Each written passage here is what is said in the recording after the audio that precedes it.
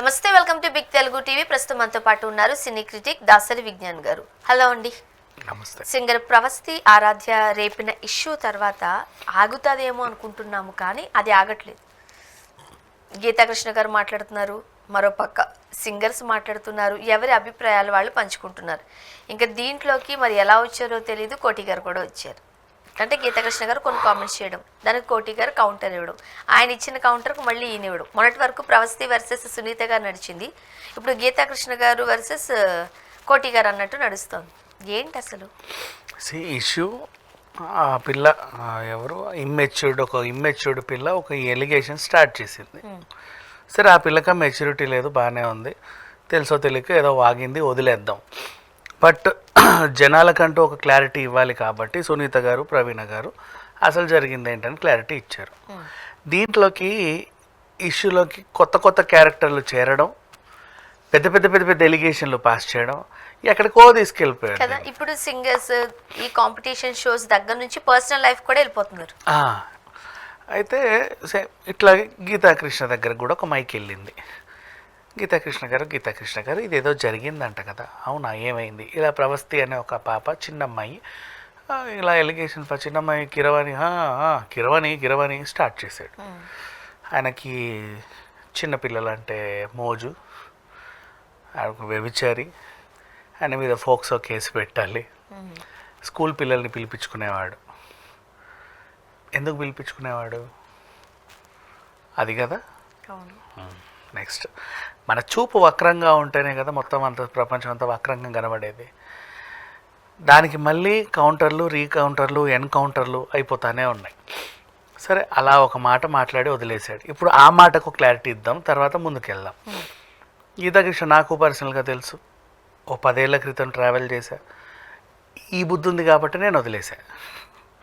ఇక్కడి అక్కడ, అక్కడి ఇక్కడ చూసిందే చెప్తాడు, విన్నదే మాట్లాడతాడు, లేనిపోనివైతే చెప్పాడు. ఈ విషయంలో నేను గ్యారంటీ. కాన్ఫిడెంట్గా చెప్పగలుగుతారు మీరు? కాన్ఫిడెంట్గానే చెప్తాను. ఆయన చూసిందే చెప్తాడు, విన్నదే చెప్తాడు. కాకపోతే ఇక్కడిదక్కడ అక్కడిదిక్కడ చెప్పడం వల్ల మనకు ప్రాబ్లమ్స్ వస్తాయి. సో మనుషులు కొంచెం దూరంగా ఉండాలి. కానీ అలా అనుకుంటే మరి మీరన్న మాటలు బట్టి తీసుకుంటే నిజంగానే కీరవాణి గారు అలాంటి వాళ్ళ? అయితే నువ్వు చూసింది నిజమని నమ్మే మూర్ఖుడు, నువ్వు విన్నది నిజమని నమ్మే మూర్ఖుడు. ఇప్పుడు ఫర్ ఎగ్జాంపుల్, నేను ఇక్కడ కూర్చున్నా, ఒక ఇంట్లోకి నువ్వు డోర్ తీసుకొని వెళ్ళావు. నువ్వు రాఖీ కట్టడానికి వెళ్ళావా, శుభలేఖ ఇవ్వడానికి వెళ్ళావా, బొట్టు పెట్టడానికి వెళ్ళావా, వాయినం పుచ్చుకోవడానికి వెళ్ళావా, కాఫీ తాగడానికి వెళ్ళావా, పెళ్లి కార్డు ఇవ్వడానికి వెళ్ళావా అనేది 110 ఉంటాయి కారణాలు. నాకు తెలియదు ఇక్కడ ఉన్నప్పుడు. నువ్వు అందుకే వెళ్ళావని నా చూపు వక్రంగా ఆలోచించి అదే ఫిక్స్ అని, ఇంతేలే అని చెప్పేసి అంటాం. అంటే ఆ టైంకి ఆయన మైండ్లోకి ఏది ఫిక్స్ అవుతారో అదే నిజం అంటారు. అది నిజమని నమ్మే మూర్ఖుడు. ఇప్పుడు ఆర్టిస్ట్ కోఆర్డినేటర్స్ డైరెక్టర్ దగ్గరికి 5 పిల్లల్ని తీసుకొచ్చాడు, అమ్మాయిల్ని. వీళ్ళు కాదయ్యా, ఇంకా వేరే వాళ్ళని తీసుకురా అంటే దాని అర్థం ఏంటి? వీడికి ఏమన్నా కామపిచ్చాచా? ఆయన క్యారెక్టర్స్కి ఎవరు కావాలో వాళ్ళని తెస్తారు. ఈ కోఆర్డినేటర్స్ బ్రోకర్స్ కాదు. వాళ్ళు ఈ 5 ఏదన్నా ఒక అమ్మాయికి క్యారెక్టర్ ఫిక్స్ అయితే ఆమెకు 10 రూపాయలు రెమ్యునరేషన్ వస్తే అందులో ఒక 3 రూపాయలు కమిషన్ తీసుకునేవాడు నీ క్యారెక్టర్ ఇప్పించినందుకు. సింగర్కి కూడా కోఆర్డినేటర్స్ ఉంటారు. ఇప్పుడు సీనియర్ సింగర్లను పెట్టుకోవాలంటే ఖచ్చితంగా డబ్బులు ఇవ్వాలి కాబట్టి కొంతమంది జూనియర్లను తీసుకురండి అని అడుగుతారు, తప్పులేదు. అలా ఇప్పుడు కిరవానికి పిల్లల గొంతులు కావాలి. ఎలాగా? ఫర్ ఎగ్జాంపుల్ కూడా చెప్దాం, మనం సినిమాలో ఇది ప్రేమ ప్రేమ లాగా, లేకపోతే యానిమల్ సినిమాలో మొన్న వచ్చినలాగా అట్లా కావాలి. అప్పుడు కోఆర్డినేటర్ తీసుకొస్తాడు. వీలు కాదయ్యా, ఇంకొంచెం చిన్నపిల్లల్ని తీసుకురా. నువ్వు చూసావా ఆ సిచ్యువేషన్ని? బట్ ఇంకొకటి, ఓన్లీ చూసి ఇప్పుడు పాటలు పాడడానికైతే చూసి పంపించరు కదా, 4 పాటలు పాడించుకుంటారు. వాళ్ళతో ఎలా పాడతారా ఏంటి అని. కీరవాణి గారు లాంటి వాళ్ళకి తెలిసిపోతుంది కదమ్మా. ఇప్పుడు మనం ఉన్నాము, నువ్వు నేనే ఉన్నాము. కృష్ణానగర్లో పోస్టర్ చూస్తే సినిమా రిజల్ట్ చెప్పగలమా? ఆ మాత్రం టాలెంట్ అవుతుందిగా ఉంది. కాకపోతే మరి ఎలా పాడుతున్నారో తెలియకుండా ఎలా? అంటే తనకు కావాల్సినది చిన్నపిల్లల వాయిస్లు. వాళ్ళు కొంచెం పెద్దగా ఉండుంటారు, కొంచెం తక్కువ వయసున స్కూల్ పిల్లల్ని తీసుకురా అని చెప్పాడు. ఎందుకు నువ్వు అది విన్నావు కరెక్టే, అందుకే అడిగాడు అని ఎందుకు ఫిక్స్ అవుతావు? ఇప్పుడు ఇక్కడ ఇంకొకటి, నువ్వు చూసింది కూడా నిజమని నమ్మే మూర్ఖుడని ఎందుకన్నాను చెప్పనా. ఇప్పుడు ఇదే నువ్వు చూసుంటావు. ఇప్పుడు నిజం కీరవాణి కామపి చాచి అనుకుందాం కాసేపు. సరే ఇవాళకి వీళ్ళతో అడ్జస్ట్ అవుతాను, రేపు స్కూల్ పిల్లల్ని తీసుకురా అంటారు. అవునా కదా? అంతే కదా. వీళ్ళు అక్కర్లేదు, రేపు వాళ్ళని తీసుకురండి, దాని అర్థం ఏంటి? నాకు వాళ్ళు కావాలి అని. అండ్ నా ఇప్పటి వరకు ఏ పిల్ల కూడా సరే 40 ఏళ్ళ నుంచి 30 ఏళ్ళ నుంచి నీకు తెలుసు కదా కీరవాణి, ఈ 40-30 ఏళ్లలో ఏ ఆడపిల్ల కూడా నా నడుము గిల్లాడనో మెడరక్కాడనో కంప్లైంట్ ఇవ్వలేదు కీరవాణి. ఆయన మీద కంప్లైంట్స్ లేవు. ఏ తల్లి వచ్చి నా కూతురు గురించి తప్పుగా మాట్లాడాడని చెప్పలేదు కీరవాణి పైన. సాధారణంగా ఇప్పుడు రూమర్స్ ఉంటూ ఉంటాయి. మనం దేవిశ్రీ ప్రసాద్ గారికి సంబంధించి కూడా కొన్ని రూమర్స్ చూసాం, విన్నాం.